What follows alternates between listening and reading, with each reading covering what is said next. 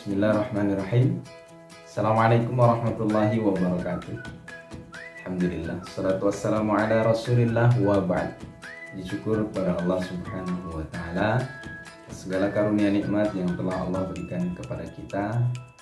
Alhamdulillah, di pagi hari ini kita insyaallah kembali bersama untuk menimba ilmu tentunya ya. Teman-teman yang dimuliakan Allah Subhanahu wa taala, pagi hari ini kita akan belajar terkait dengan pembelajaran tematik. Dan alhamdulillah, hari ini juga perdana kita memasuki pembelajaran tematik buku 5D ya. Buku 5D. Nah, buku 5D ini ialah buku yang mempelajari tentang sehat itu penting ya, sehat itu penting. Namun kita akan fokuskan di pagi hari ini pembelajaran tentang peredaran darah manusia ya. Apa saja nanti organ-organ yang terkait dengan peredaran darah manusia, kemudian bagaimana sih peredaran darah manusia itu sendiri ya. Saya akan paparkan melalui bagian video berikut ya. Mohon disimak dan diperhatikan dengan baik.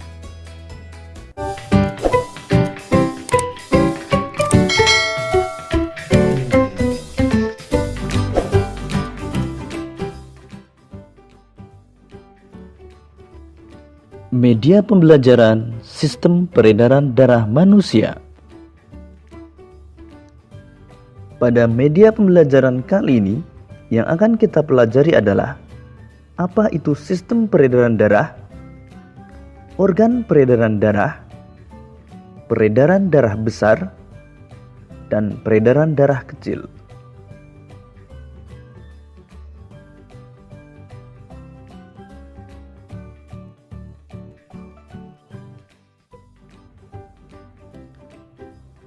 Sistem peredaran darah adalah suatu sistem yang berguna untuk menyalurkan berbagai zat penting seperti nutrisi dan oksigen dari jantung ke seluruh tubuh.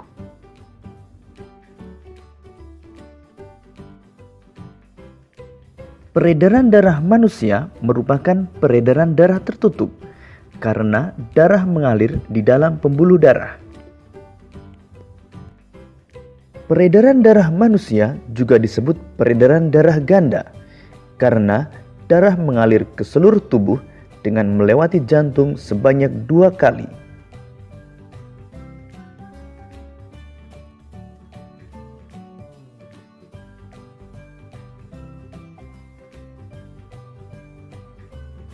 Organ jantung.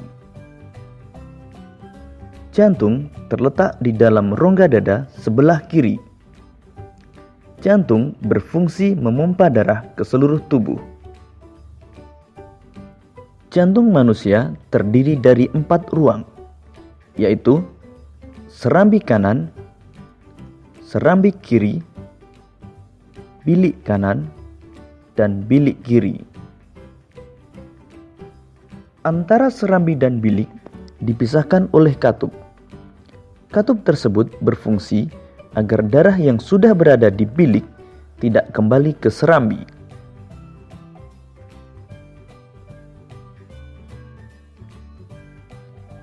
Pembuluh darah merupakan saluran tempat mengalirnya darah dari jantung ke seluruh tubuh dan dari seluruh tubuh kembali ke jantung. Pembuluh darah terdiri dari pembuluh nadi atau arteri dan pembuluh balik atau vena. Pembuluh nadi merupakan pembuluh yang mengalirkan darah dari jantung ke seluruh tubuh. Pembuluh balik merupakan pembuluh yang mengalirkan darah dari seluruh tubuh menuju jantung.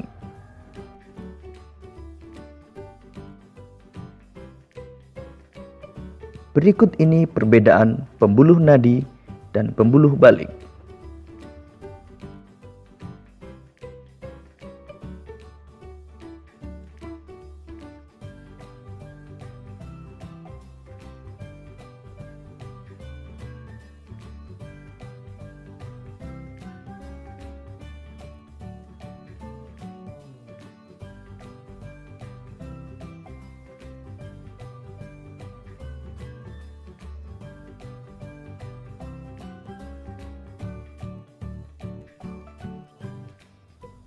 Pembuluh nadi yang paling besar disebut aorta. Pembuluh nadi dan pembuluh balik bercabang-cabang. Ujung cabang pembuluh terkecil disebut pembuluh kapiler. Pada pembuluh kapiler inilah terjadi pertukaran oksigen dan karbon dioksida. Tahukah kalian bahwa panjang seluruh pembuluh darah manusia jika dihubungkan dari satu ujung ke ujung yang lain dapat mencapai sekitar 160.000 km.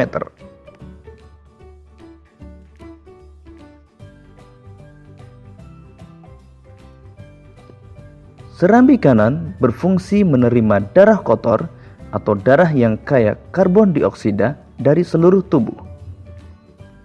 Serambi kiri berfungsi menerima darah bersih atau darah yang kaya oksigen dari paru-paru.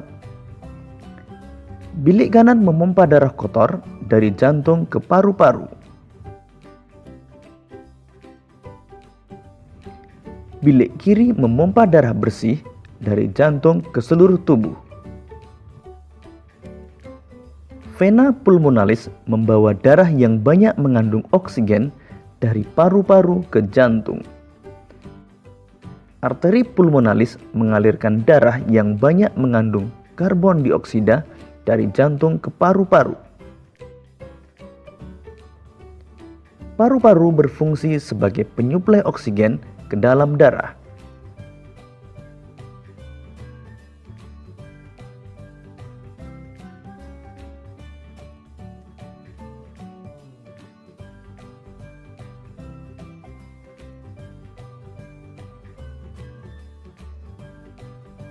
Peredaran darah besar adalah peredaran darah yang berasal dari jantung menuju seluruh tubuh dan kembali lagi ke jantung.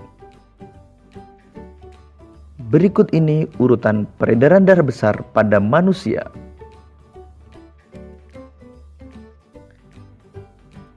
Bilik kiri mengandung darah yang kaya akan oksigen, memompa darah ke seluruh tubuh melewati pembuluh aorta, kemudian melewati pembuluh arteri,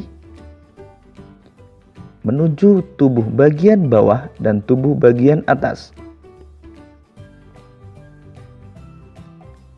Setelah peredaran darah sampai ke seluruh tubuh, terjadi pertukaran gas oksigen dan karbon dioksida pada pembuluh kapiler. Kemudian darah yang kaya karbon dioksida kembali ke jantung melewati pembuluh vena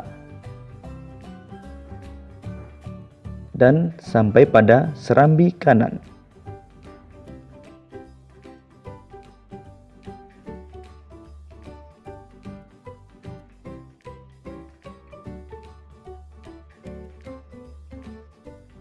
Peredaran darah kecil adalah peredaran darah yang berasal dari jantung menuju paru-paru dan kembali lagi ke jantung. Berikut ini urutan peredaran darah kecil pada manusia. Bilik kanan mengandung darah yang kaya akan karbon dioksida, memompa darah menuju paru-paru, melewati pembuluh arteri pulmonalis. Kemudian di paru-paru terjadi pertukaran karbon dioksida dan oksigen. Kemudian darah yang kaya akan oksigen akan kembali ke jantung melewati pembuluh vena pulmonalis dan masuk ke serambi kiri.